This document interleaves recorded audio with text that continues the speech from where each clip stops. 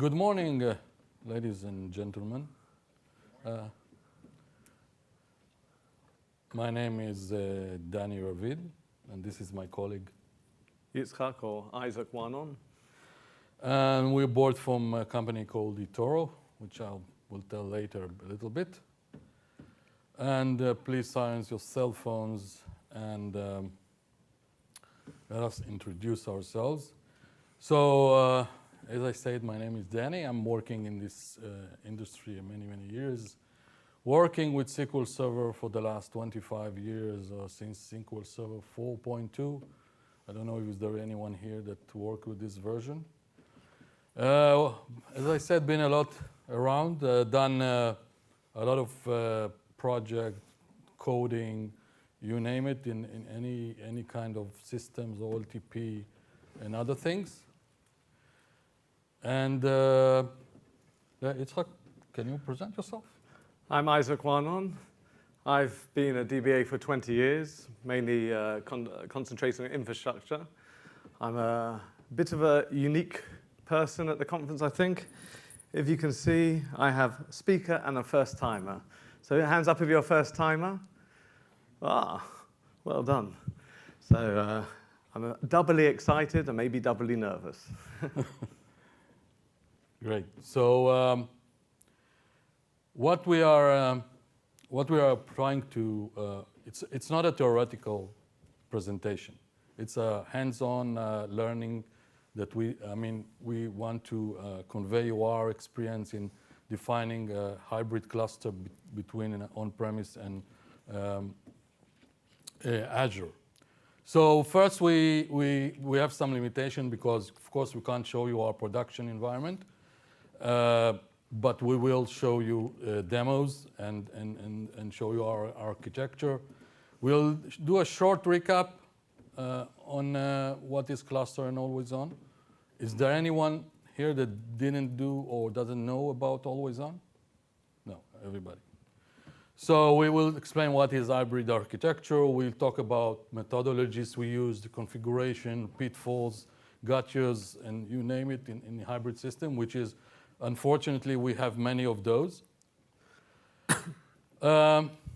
So the most important thing I think you guys should take from this presentation is knowing how to configure an observability group with a listener in Azure and why you want to do that. We also discuss architectural decision we have made during this phase, moving from on-premise to Azure, and you need, and the most important thing for us, you will learn from our mistakes. We're not going to deep dive in this to this architecture. As I said, there is time limitations, and we have also demos, and there is a lot to talk about. So if you have questions more deeper than what we present in here, please come after the presentation, and we will try to answer you. Okay, so as I said, a quick recap of what is Windows failover clustering and always on. So as all of you, no one raised your hand, so I'm going to do it shortly. So always on is built up on top of Windows failover clustering. And there is few functionalities that you need to remember. One is that you have a primary and at least one secondary. It means the primary can do read-writes, the secondary is read-onlys or secondaries.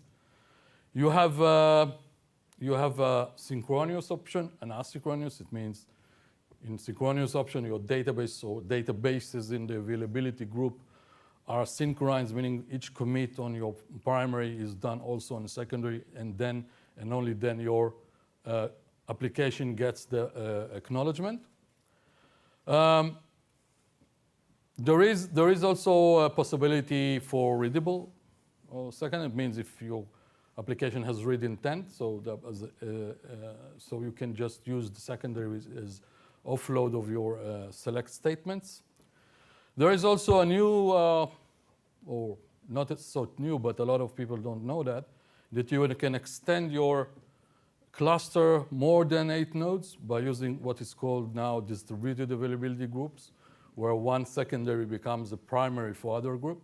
So you can extend your availability group between more than, for instance, one domain, which is very important. Any questions before I continue? No. Thank you. So first I'm going to tell you what is eToro and why we had to do all these things. eToro is a trading company. It's a brokerage company that trades many kinds of instruments. We have offices in the United States now, in Cyprus, in UK, in Israel. And we are doing a lot of, we have many databases where we're doing approximately 100 transactions per second, all across of them. We are growing rapidly. And we are currently using always on and disaster recovery to the cloud, as we will speak in this presentation, across 2 sites, across 2 storage boxes. We are doing almost all technology of SQL Server. You know, we are using read-only routing in availability groups, use replication for instance, replicating to past databases. We are using replication to different domains. We are using snapshots for the data warehouse purposes, point in time select. We use log shipping. If, for instance, Yitzchak drops unfortunately, table, then we can restore that from the log shipping copy. And we use, of course, TDE and masking. I spoke about TDE earlier this week. We, of course, use in-memory LTP, and of course, we're doing backups to the cloud and to on-premise, and we'll talk about a little bit about that. So, how does our architecture looks?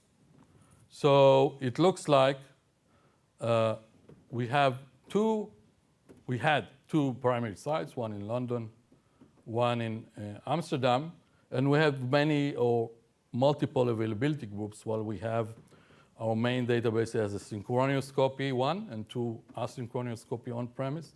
What you see here is basically, it works. Doesn't work? You see that? Yeah. Okay, so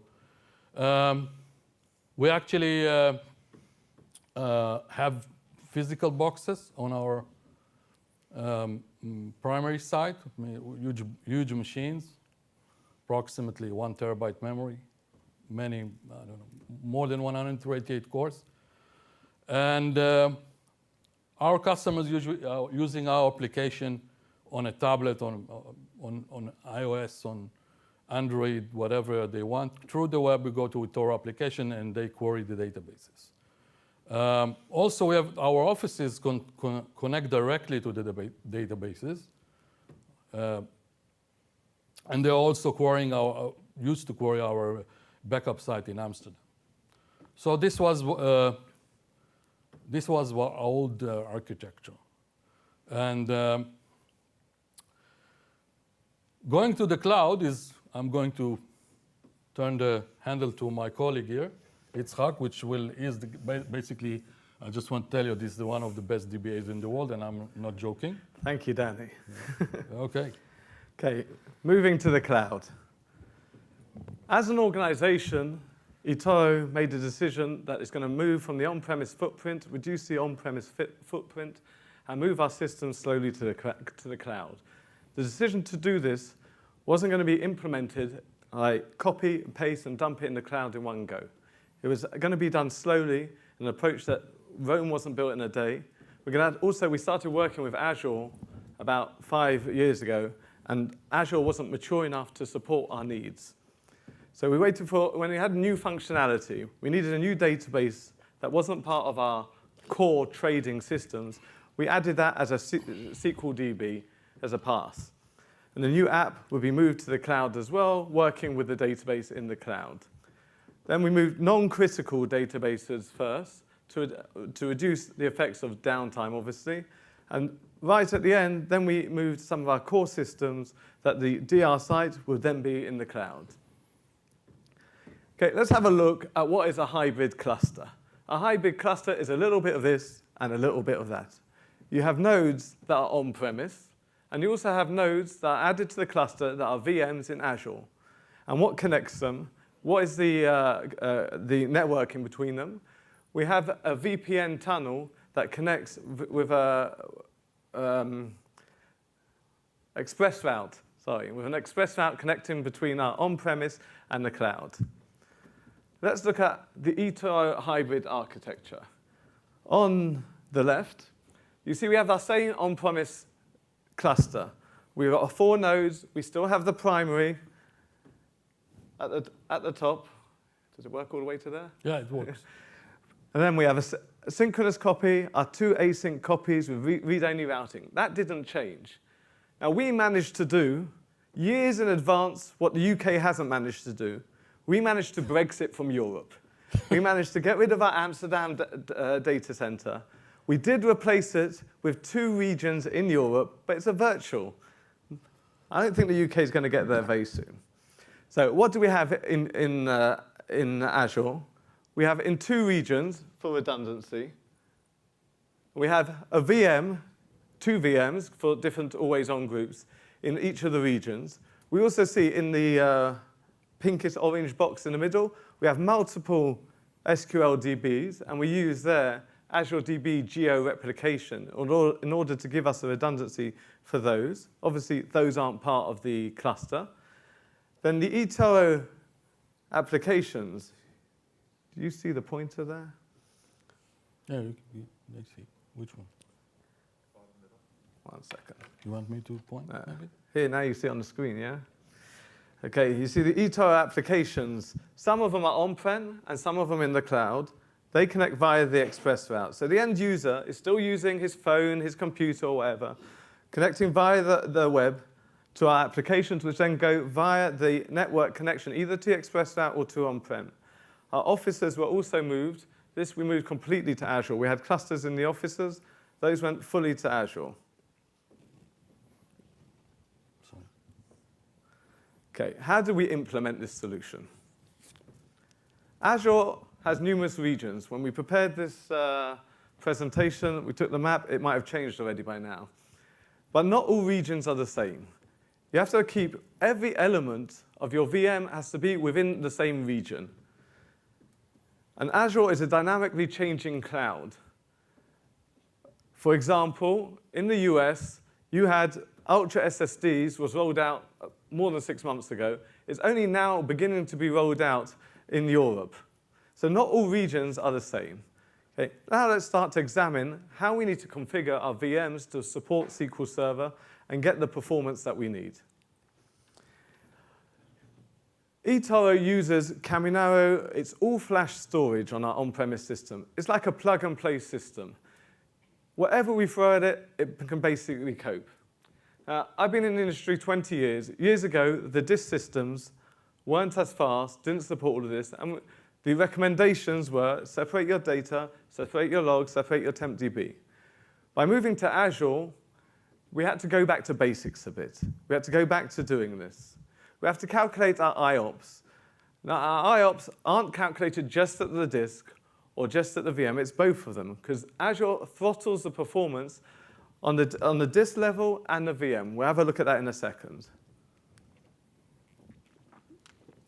Different VM tiers support different number of disks and different types of disks. Not all VMs support SSDs or premium SSDs. And when you're using managed disks, you should give meaningful names in the portal, because once you connect, you define a disk in the portal, your IT team will define the disks in the server. There's no connection between them, and you can't see what is what. So organization is important. Okay, there's lots of different VM types available, and they serve different purposes. So you can have like a general purpose, a low-level machine. It's fine for testing and development. It won't support the fast disks. That's fine if you're setting up for your developers a VM to testing. But for our cluster needs, we had to go for different kinds of machines that are more memory, more CPU. It's constantly changing. As with anything in Azure, it all depends on how much money you're willing to pay. The more you pay, the more you get. Okay, let's have a look at what I termed disk mathematics. Let's say we have a machine, it supports up to 32 drives and 32,000 IOPS. For our example here, we need 4 terabytes of data and TempDB and a terabyte of logs. So we need a total of, anyone? Just seeing if you're awake. 4 terabytes plus a terabyte, come on. 5, very good. Who said 5 first? I forgot, I've got some T-shirts here, the guy at the back. The next questions won't be so easy. Okay, we see that we have different types of disks here, from P20 all the way to P80. The disk sizes go from half a gig all the way to 32. So in order to provide my 5 gigs, I've got various options that I could get to this, or more. More is always good. I could go for one P60, gives me 8 terabytes. We're fine with that. Well, I'm not paying the bills, my company's paying. I'll stick a P80 and forget it. Okay, let's look at this again, but with a bit more information. Here we see that there's IOPS per disk, and it starts nicely, goes up fast, and it goes all the way up. But if we look up IOPS per terabyte, starts low, it peaks at the P30, and then it goes down. So I could go for, what did I say, a P60. A P60 will give me 16,000 IOPS, and that covers everything. Or if I go for 4 P30s, second row, 4 P30s, 4 times 5 is how much? 20,000. I think you're quite fast here, the guy in the jacket. You said it first? Well, you get the last T-shirt, that's it. There's no incentive to answer questions now. Okay, so that will give me 20,000 IOPS, which is more than 18,000. So how you define your disk is important. However, there's a maximum number of disks that you can configure on a VM. Now, if you go to that maximum number, and then you see that you can always scale up. Scaling up is easy. You pay more money, you get more. But if you find that you're paying a fortune and you're utilizing 10% of the machine, eventually someone in your finance department is going to go, what's going on? And you say, well, scale down. Azure is flexible. But if the lower tier doesn't support your number of disks that you've gone and stuck on at the beginning, then you're stuck. Okay, so some rules, basic rules. There's been other sessions on this where they dive deeper, but this is from our hands-on experience.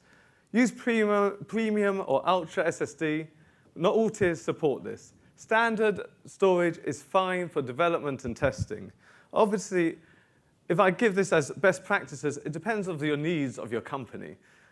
So it has to be best practices for your needs. For best performance, Microsoft gave an algorithm, no more than 2 disks for a virtual CPU.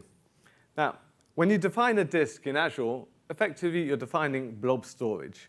And that is, by default, geo-replicated from one region to another. I said I was a bit nervous. So the geo-replication obviously has a bit of an overhead. Now, you should disable this geo-replication. Don't all shout out. It's dangerous. You want redundancy, because we're going to use other technology in order to give the same solution of geo-replication. The other technology is always on. Okay, enable read caching on your data and your TempDBs. Disable it for the log. Okay, as DBAs, networking is often a bit out of the realms of our expertise. We don't need to be network experts. There's usually someone in your IT team that knows this. However, we really need to have an understanding of how this works if we're going to configure a solution like we have. Because you have to be able to understand the flow and troubleshoot to able to guide the IT engineer, because they're not an expert in our systems. However, we don't need to become experts. So let's have a quick look are just some of the terminology that is used in Azure networking. So we have NSGs, Network Security Group. It's the main tool you need to use to enforce networking traffic. It's like firewall rules. The express route that I've mentioned once or twice is a private connection dedicated between your on-premise data center to the Azure cloud. Obviously, just like on-prem, we have Windows Defender and Firewall that can interrupt our network traffic if not configured correctly. Okay, let's start with some fun. Up to now, we've been using old fossil fuels, and now we're going hybrid.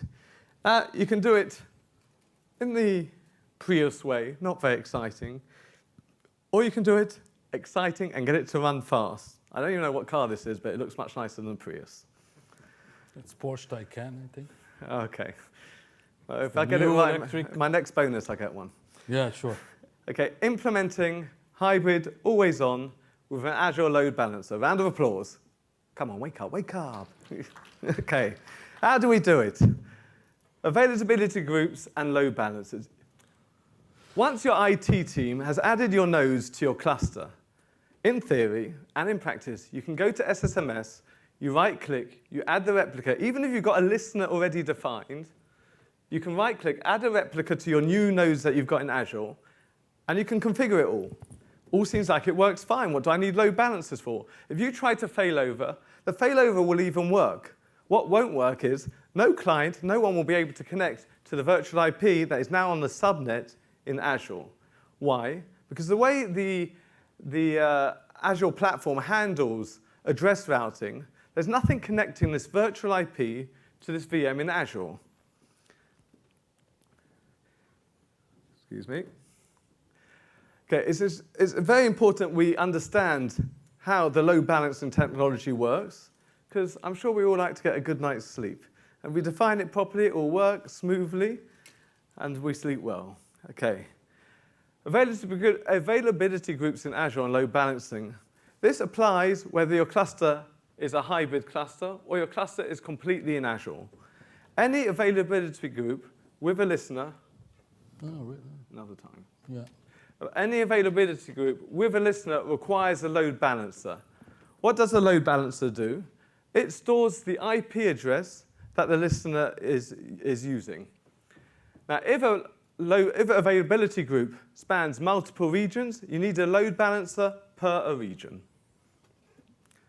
Let's have a quick look at load balancer terminology. So, Yitzchak, I just have a quick question.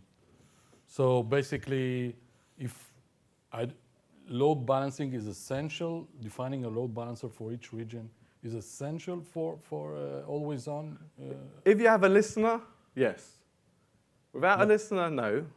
But you want to be able to have the redundancy of failing over, or else you have to define your hard code the connection string, and when there's a failover, you have to change it. Okay. And these things only ever happen at 3 o'clock in the morning. So. Okay. Does anyone know what SKU stands for? I Googled it. It's a stock keeping unit. It's from shopping days.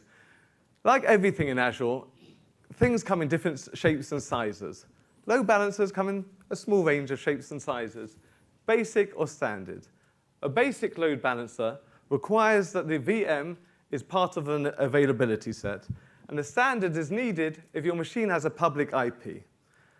Okay, front-end IP is just the IP that the listener uses. What's your back-end pool? Quite simply, it's the VM that is going to be hosting or supporting this listener. Your replica. The health probe tells Azure how it's going to check that this service is alive or not. And the load balancing rules effectively take all of this, package it up into one unit, and make a rule for it. Any questions so far, guys? Are you talking about a load balancer on a NetScaler level or a load balancer that's within SQL? Azure load balancer. We're going to see that in a second. So I didn't make that clear. Okay, let's have a look how listener traffic flows. On a regular on-premise configuration, an application says, I'm connecting to the name of the listener, and it references the DNS. The DNS replies, well, here's the IP address. The application connects to it, and then the VM on-premise, it is listening on this IP address, and therefore the application just goes to the IP address, is connected to the SQL server. In Azure, it works differently. Because the VM in Azure isn't actually listening on the IP address, so the application, again, references the DNS. The DNS answers him, here, you want IP 123.4, which is hosted by a load balancer. This load balancer routes the traffic to the VM in Azure. Let's have a look at this in practice. Yeah. Okay, in my test environment, we have 3 machines. 2 machines, the first one is in North Europe, and the second one West Europe. The third one is just the domain controller for the environment, and we don't need to concern ourselves with it. Let's have a quick look at the cluster. Quite simply, a bit slow, I'm connected to my office. 2 nodes in our cluster, very simple. Okay, we'll look here. I have my 2 nodes, and I've got a load balancer. Let's look at the load balancers. Due to the time constraints of the lecture, I cannot show you how I configured everything, but I can't actually configure it. I have a video for that. But actually, yeah, so you have a link in the presentation to the full video, how to configure everything? It takes half an hour, and it just takes time as Azure deploys each thing. But we're going to look at each element. We're now going to concentrate just on one always-on group for the moment. So let's have a look. So here's what I said earlier, a front-end IP. Let's have a quick look at it. I give it a logical name, a load balancer front-end, very imaginative. By default, because I'm in, load balancer North Europe, I'm defining my North Europe load balancer. The subnet is given, it picks it up automatically, and then I define a static IP for my load balancer, in this case, 4. Now let's look at our backend pool. Remember, we had 2 nodes. I have YitzDB1NE for North Europe and 1 WE for West Europe. So what's going to be in my backend pool is going to be, in my North Europe load balancer, I just have 1 VM, which has defined our North Europe node. Now the health probe. Again, I've got 3, but I'm only looking at 1 for the moment. You'll understand later why I've got the other 2. So I give it a name, LBNE probe. I define a port. Now, the port has to be an unused port on the cluster. It also has to be unique within the cluster. We'll get to that again. And now the last bit, the load balancing rules, which quite simply wraps everything up that we've defined till now and makes it into one bundle. So we've got a name. The front-end IP address is what we defined, 4. Now the port here is our favorite port, our SQL port, 1433. The backend pool is our 1 VM that's in our region. And the probe is our probe port that we just defined 2 seconds ago. Now, when I go over the floating IP, it gives you a nice little explanation. We recommend using this for SQL always on. Floating IP is defined as enabled. Yes, Danny? So, again, can you remind me why I need this health probe thing? The health probe is how the load balancer, which is detached from the cluster, it checks if it's alive, if the primary is there or not. Does it need to route the traffic for the listener to this server or not? Let's have a quick look at our load balancer West Europe. It's exactly the same, just in West Europe. So the IP, the subnet is different here. For West Europe, we have 17.4. And our backend pool is obviously different as well. It's our West Europe node. And our health probe, here it's important. Our health probe, we got port 59998. I said enough 9s? So if we look at the health probes,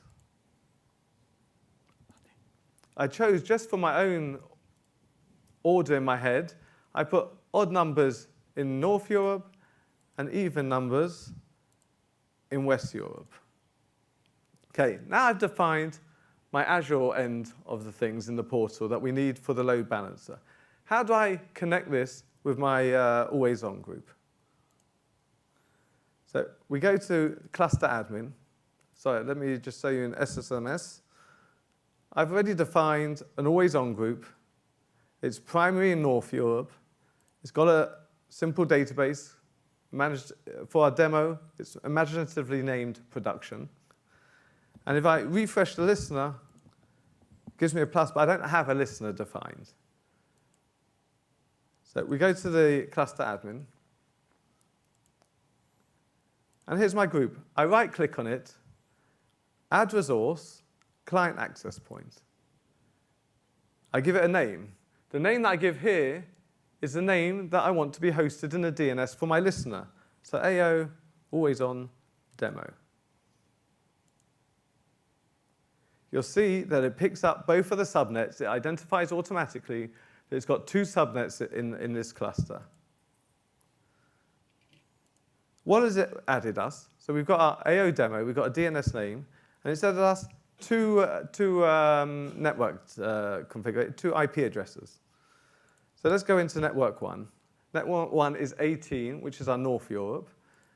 And I have to update it with the IP that we defined in the portal 4.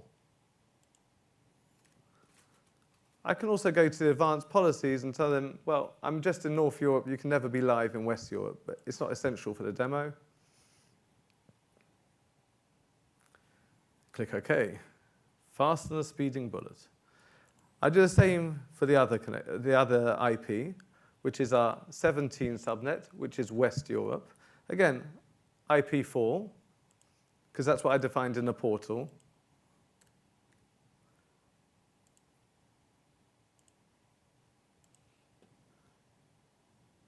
Okay, let it save. I just want to show you how the name is defined.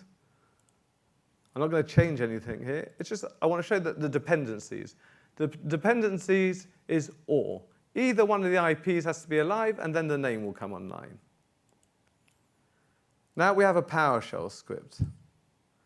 The PowerShell script quite simply tells the cluster how to work with what we've defined in Azure.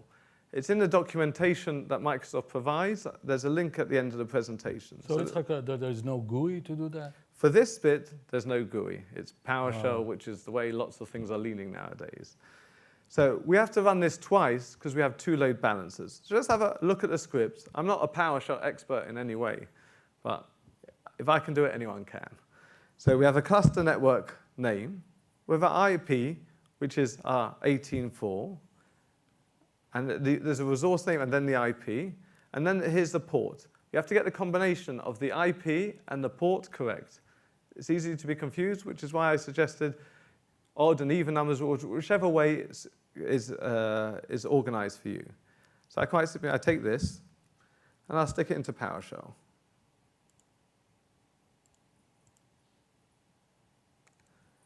Now, because we have two load balancers in two regions, I've got exactly the same script again, just with a different IP, which is 17.4, and a different port, 59998.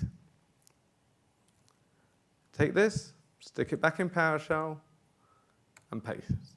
OK. Now let's have a look at what we've defined. I've got a simple PowerShell here.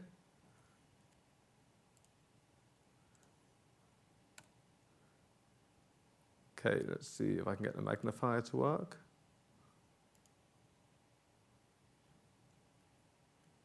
OK, we all see this? It's clear? So we're just concentrating on the first IPs, 18.4 and 17.4, and pro port 5999 and 59998. OK, let's go back to our cluster admin. And now we've got our group. We have to make it dependent on our name. So I have to take offline to make the change. Properties, dependency, and we add here. We're adding it just on the name. We add on the name, and by definition, it is therefore also dependent on either of the IPs. And it's on North York, the owner, so when we bring it online, we expect the 18 IP to come up. Let's bring it online. So Yitzchak, if I understand correctly, that's the downtime, yeah? This is the downtime. Okay. Okay, the group's back online. And we have one final step before to finish the configuration. As we saw before, when we looked in SSMS, we didn't have a listener defined. If I do a refresh, and if everything works fine, ta-ta, we have a listener. We have one final element to do. We just have to define our port.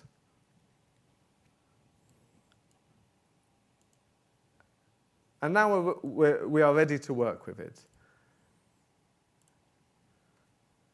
So if I connect to AO demo, I expect to get to where the primary is. Our primary, according to GUI, is here on our North Europe server. If I do my very complicated SQL query here, I'm in my NE server. And from here, I can access my production database. We just run my command. And I'm on the read-write copy, because I can now do an insert, and I'll do a quick select. Okay, it tells me that demo is now working on my North Europe server. Now, I'll do a failover. I'm using SQL CMD here. I could use the GUI, but I'm more of a command line person. It's failing over. If we refresh here, we see that North Europe is now the secondary. I'll refresh down here. And the primary is now on West Europe. Right. So now, if I change my connection here, I go again to AO demo. If I run this, we'll be able to see that it's on West Europe. It took us in the demo less than a minute to fail over between the servers. Okay?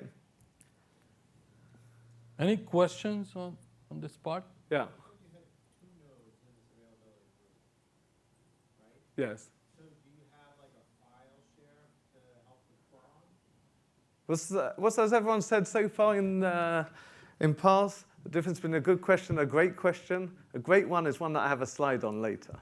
So thank you. So we get to there. We see the presentation. Okay. Okay, let's have a look at some points to remember. The Pro port has to be unique across the Windows Server failover cluster. You might think that I'm working in one region, I'll put Pro port, for argument's sake, 50,000. And the other region is a different region, I'll give the same Pro port. But you have to remember that everything, in the end, is centralized on one cluster, and it has to be unique, therefore. You have to take great care with the combination of your IP, your subnet, and your Pro port, because everything will look like it is configured correctly. There won't be any X's appearing on the GUI or anything, but the traffic won't be routed properly and it won't work. You have to take offline and online in order to complete the configuration. So therefore, if you're taking your on-premise architecture and you're stretching it out to Azure, you've already got a listener defined on-premise, then you're going to have to remove the listener, therefore creating downtime for your client and for your clients, and reconfigure it. Well, obviously you can do most of the work before you remove the listener. All the portal work you can do before, and then just the cluster admin and the SSMS final work, that's what causes the downtime. So you can reduce your downtime to really maybe a minute, it depends how fast you work. Okay, if you have your SQL instances across multiple regions, you need a load balancer and to define all of this per number of regions that you're using. Okay, we have a problem. eToro had a special business requirement. What was our problem? We have two main regions for our services that we use in Azure. We have our eToro read-only applications that are running in Region 1 and in Region 2. Now, by definition, if you have an always-on group, you cannot have more than one listener per an always-on group. You also can't define a database in more than one always-on group. You can have Yeah. more than one listener How? by adding another resource on the role through the cluster. You can't do- Another client access point? Yeah. Okay, I didn't know that. Yeah, we usually have two, one multi-subnet and one registrar IP0. I'm also going to get to that. Okay, so what we wanted to do was give it the option that the eToro read-only, it's important that read-only services that are in Region 1 will talk to Region 1, and in Region 2 will talk to Region 2. However, if there is a problem, automatically, without changing the connection string, then the traffic will be routed to the other region. So why it's so important? Because the services needed to have a low latency. They can't go to the on-prem. And we want the redundancy by being able to stay within Azure and not going elsewhere. And we want it to be automatic because we don't want to get disturbed in the middle of the night, and we want to have maximum uptime. Multiple listeners with different read-only routings would solve this, but it doesn't exist. An option was also, you can define a load balancer, but I'm not an IT engineer. I wanted to keep this in the DB team. So we want to work only with Azure, preferably in the same region, with an automatic failover, never go to on-premise, and not change the connection string or have an alias on in the network. So how did we do this? First, let's have a quick look at how read-only routing works. If you have an application, it connects to the listener name. It says, I'm only coming to do reads. I don't want to write anything. So the listener says, well, if you only want to read, I'm going to send you according to the read-only routing list. So in an example here, it's the same cluster. We have our primary on node 1, synchronous node 2. And we decided about our two async copies. They will be taking part in read-only routing in a round-robin situation, effectively load balancing. Once 3, once 4, 3, 4.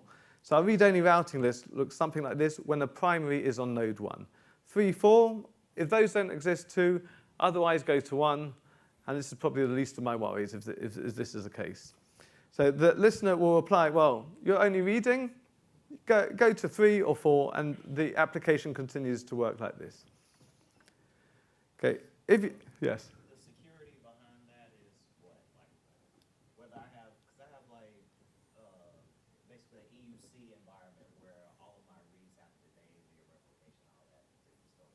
Do I have to set up the security only on that primary node? The user security? The security, yes. So with all of always on, because there's only one read-write copy, all your security you have to do in the primary. Now, if you have a user, let's say, in our example, let's say, that only works in Azure, I have to define the user.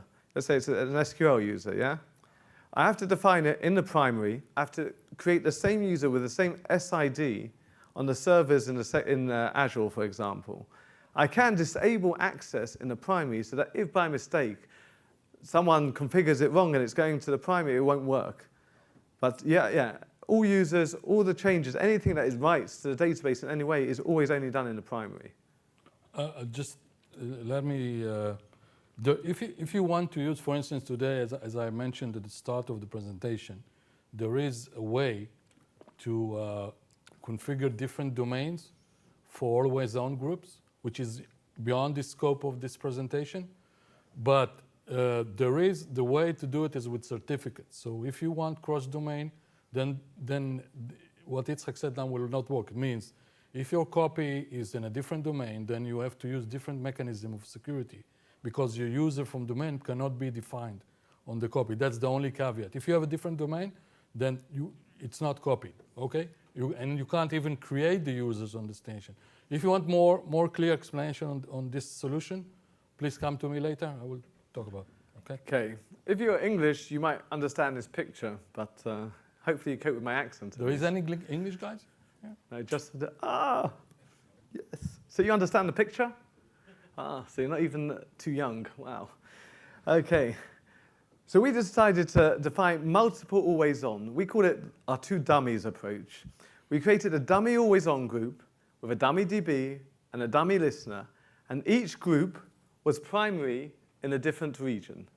It's very complicated to understand by words, so let's look at it graphically. We still have our production secondary copy of the database in our SQL Server in region 1 and in region 2. What we created was a dummy database called... But by dummy, what do you mean? I mean, literally a database with no tables, nothing. I wanted the always-on group, and we created an always-on group on this with a listener. And the secondary is on region 2. We created a mirror image of this, where the dummy DB2, where the primary is on region 2, and the secondary on region 1. And each one has their own listener. So what happens is, a service that is in region 1, in its connection string, will have defined the listener of our region 1 always-on group. It will reach the SQL Server, and from there it will be able to access the production database. If there's a problem with the SQL Server in region 1, automatically the always-on group will fail over and connect to region 2, will be primary on region 2. So the service that is running in region 1 uses the same connection string, but gets to region 2 server, and then accesses the production database.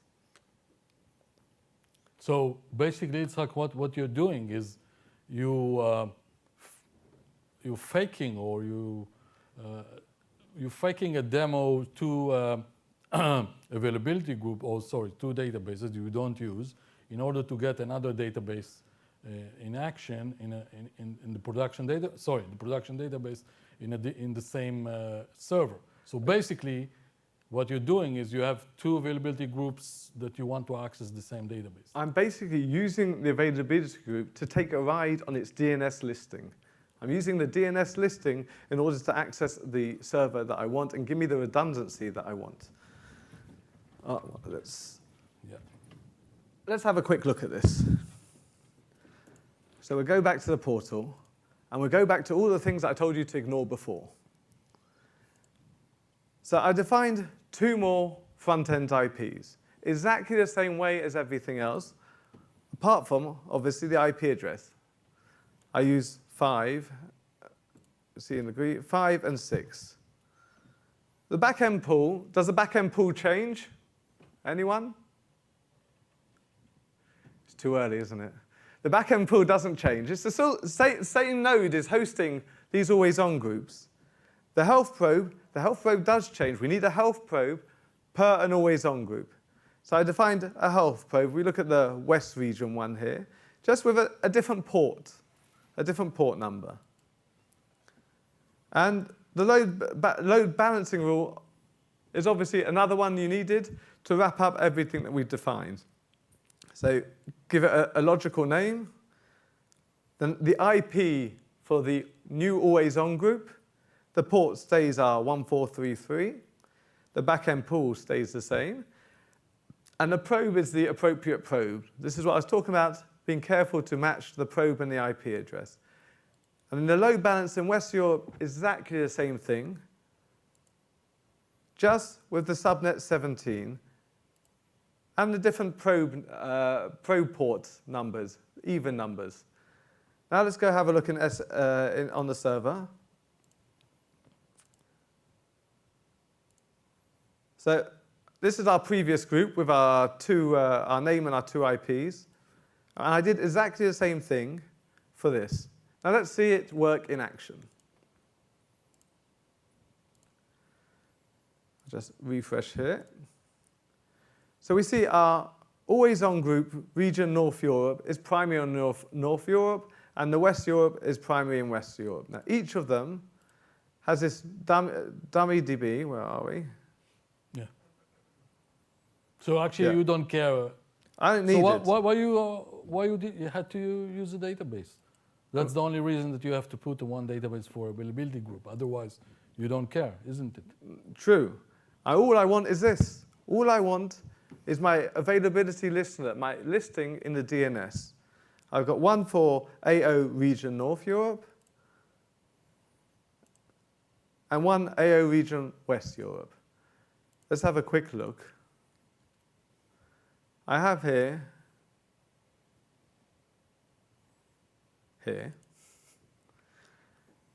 simple SQL CMD. I'm connecting to my listener, AO region West Europe, and I'm going to do my select just of at server name. And then just to show that I can access the production database, I'm going to do the same thing after I connect to the listener region of North Europe. Let's have a quick look. Move it up so hopefully you can see. Everyone can see?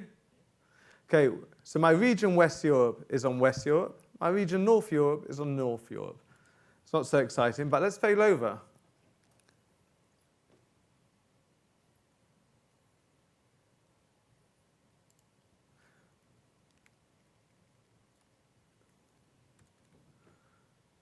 Fail over both groups. So what do you expect to happen now? I don't know. Anyone want to tell me what they expect to happen? You finished the shirts. I think I've worn them out on a Friday. Maybe you take your off shirts. They swap. Right, we're finished. We'll have a quick look at the GUI. Refresh the GUI. We see that my North Europe is no longer hosted on North Europe, but my West Europe is now hosted on West Europe. So when I connect to West Europe and I connect to North Europe, they should have been switched. My West Europe is now in North Europe, and my North Europe is now in West Europe. So that gives me the flexibility that I wanted and the redundancy that if the server goes down, it will automatically fail over. Can I just, it's not a magic, yeah? I was there is limitation. It means that if you can't, because the database, production database is not part of the group, it means there is no way I can know if the production database is down or not because it's not part of the group. But other than that, that's a beautiful solution if you want your read-only routing to go just and stay in Azure and not going to the primary, which is, for instance, if the primary, for instance, for us is in London, yeah, and your application wants you connect in Azure, and you want to fail over only in Azure because latency, you can't change physics, and for instance, a customer in Japan, I don't want it to fail over back to the listener, redirects it to the primary in London. That's the whole point. Because we are dealing with trading application, for instance, which is very sensitive to performance. Then Yitzchak actually invented this solution. Yeah. Yeah. Okay, let's have a look at some pitfalls and gotchas. As I said, there's a learning curve involved with Azure. The first machine that we created in Azure was just a subscriber for replication. It was one of the first VMs that the IT team developed or created. They created the disk wrong. And so what happened, our replication is trying to send the information to this new server, and it just could not keep up with the performance. And it wasn't an enormous amount of data. What do we have to do? They created disks correctly in the portal. They added them in the windows. We had to stop the SQL server, copy everything across, and rename the drive letters. Because it wasn't a core system, it didn't hurt too much. But it was part of the learning curve that was involved in taking on a new technology. It's not the same as on-prem. It works different. Okay, Azure is your flexible friend, but not that flexible. It's if you need to scale up or scale down, especially if you're scaling between different types of servers, it can take time. So there is downtime involved. However, I guarantee to you, it's much faster than if you find your server is under-resourced on-premise and you have to put in a purchase order and get it delivered and configure it and stick it in your data center. I guarantee the scale is a lot faster than that. We use also Azure Recovery Vault. It offers you the option to back up via the portal to SQL databases that are on Azure VMs. It's very easy to use, very convenient. However, I asked my IT team, who use this to back up their own VMs, how to define what's called the backup profiles. For us, it was effectively like a SQL Server job. And they said, oh, they have one job, backs up all their VMs at the same time, and it's fine. I listened to my IT guys. I did the same. Added a server, all the databases, one backup profile it's called, tries to back up all my databases at the same time, killing the server. I had to stop it all. I learned from experience. I had to define many profiles and basically myself load balance the backups. Excellent tool, but a learning curve involved. The weakest link I view is networking. You still have this express route connecting your on-prem to Azure, and it's a cluster. And a cluster is a democracy. You can see the votes. There's a DMV that you can see the votes. So we have, in our configuration, we ended up having 4 nodes on-premise and a total of 4 nodes in Azure. We had originally a file share on-prem, which we moved to Cloud Witness. A Cloud Witness is over public internet. Now, if you don't have the Cloud Witness, and let's say your primary is on-prem, and you lose connection, you end up with something that's called split quorum. The cluster doesn't know what's going on. It's got half the votes are up and half the votes are down. So you can either, one option was to remove the voting from the Azure nodes, or in 2016 in Windows, they offered an option to define a preferred site. By this you say, if you lose half, then the preferred site has a heavier weighting for its votes. And by definition, when there's a problem, it will choose to kill the non-preferred site nodes first. So this gives us the security that we're not going to, if we have a network issue, we're not going to suddenly end up failing over or having the cluster service stop on all the machines and all our availability is going down due to a network issue. So just to let everybody here understand, what happens when there is a split quorum or split brain scenario? What happens is the cluster service fails. I mean, on the premise, so you have a downtime.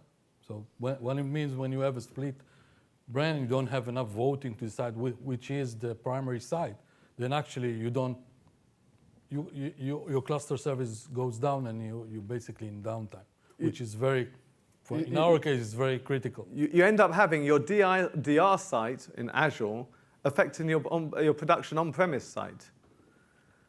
Okay, hopefully these pictures you might be able to connect to. Is anyone? So, you said preferred sites available in Windows 2016 and later? yeah. So let's have some fun with flags. If you have CDC or replication defined, you have a log reader. Now, any command that you write on your primary, obviously if it's your sync copy commits and it's in both of them. And then the log reader will come along, read the log, and transfer the commands to the distribution database. However, if for any reason your asynchronous copies are down, you're doing Windows maintenance, you're rebooting, that something's gone wrong, one of the async copies is down, the log reader will not go past a command that hasn't been replicated to all the always-on copies. So if you're doing maintenance on an async replica for an hour, you will have an hour delay of your replication for no reason. Trace flag 1448 simply tells the log reader, ignore the status of the async copy, just keep going with the flow. Trace flag 1800. When working in different environments, then your storage gives different sector sizes. So we have on-premise Caminari flash storage, and Azure has unknown storage working slightly differently. 1800 tells the SQL Server just to optimize for different disk sector sizes, which will affect performance of the log. Okay, availability group transparency to the client. A client connects to availability group via listener. Connects to the primary, there's a failover, quite simply fails over. The client's connections are routed to the new primary. Availability groups support multi-subnets. As we've seen on the demo, we had subnet 17 and 18. What does that mean? You can see on the NS lookup that I did for AO demo that there is listed two IP address for this DNS. So in order that the client is able to work with this, they have to configure multi-subnet equals true. Now, what happens is a programmer will say, who hasn't defined it like this, it works for me sometimes, it doesn't work sometimes, which is the worst problem. Well, you haven't changed anything in between. And when you go check with SSMS the connection, It will always work. it will work. So it's like, works on my machine, because SSMS built-in supports multi-subnet equals to true. If you want to check with SQL CMD, the flag for this is -m. There's also the option to connect with application intent read-only for the read-only routing. As this guy said before, there's also an option to define register all provider IPs equal to 0. What does that mean? The cluster, when it fails over, it doesn't register both IPs. It only registers the active IP. What's the problem with this? This is mainly used for old clients. The client won't get this new IP after a failover until it does a DNS refresh. So your database might fail over nice and quick, but the client still won't be able to connect because it hasn't done its DNS resolution yet. Let's have a quick look at how this works. An application has the virtual name of the availability group. It connects to the DNS. The DNS replies, well, here's IP1 and IP2. So the application says, well, I'll try my luck. I'll try 1 and 2. Whoever answers first past the post, and he continues working with that. Okay, as I said earlier, to define all the bits in the load balancing takes half an hour.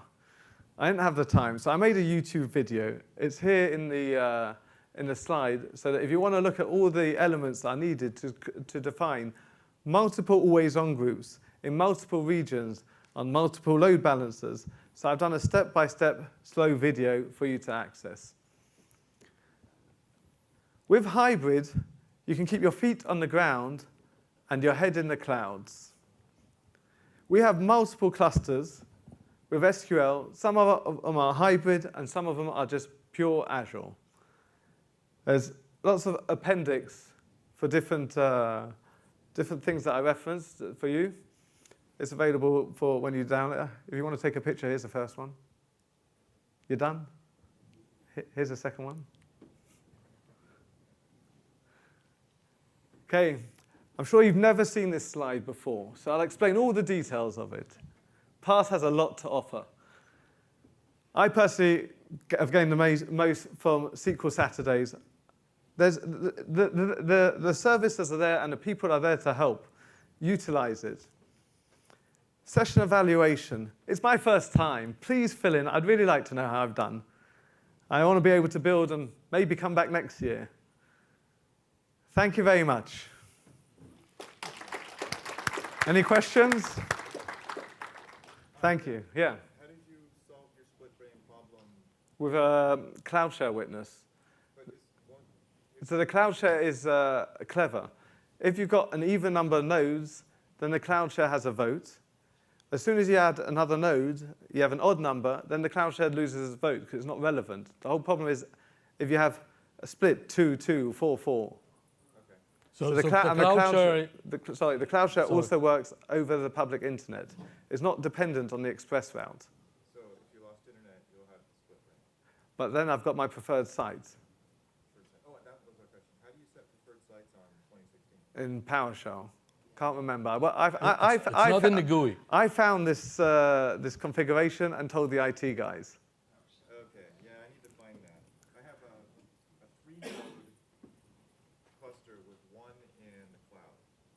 Okay. When the cloud goes down, the cluster does not come back up. Yeah. It spins for days. I think there's something, a problem with our security. Have a look at the votes of the on-premise nodes. Well, there's two. Yeah, but you can configure their vote. If if I show you here. Yeah, it wasn't recommended to turn them off. No, you shouldn't. So I'm wondering if by mistake they are. No, it's node majority. That's weird. Yeah, so it just doesn't come back up. Multi-subnet? Yeah, well, yeah. It has to be multi-subnet.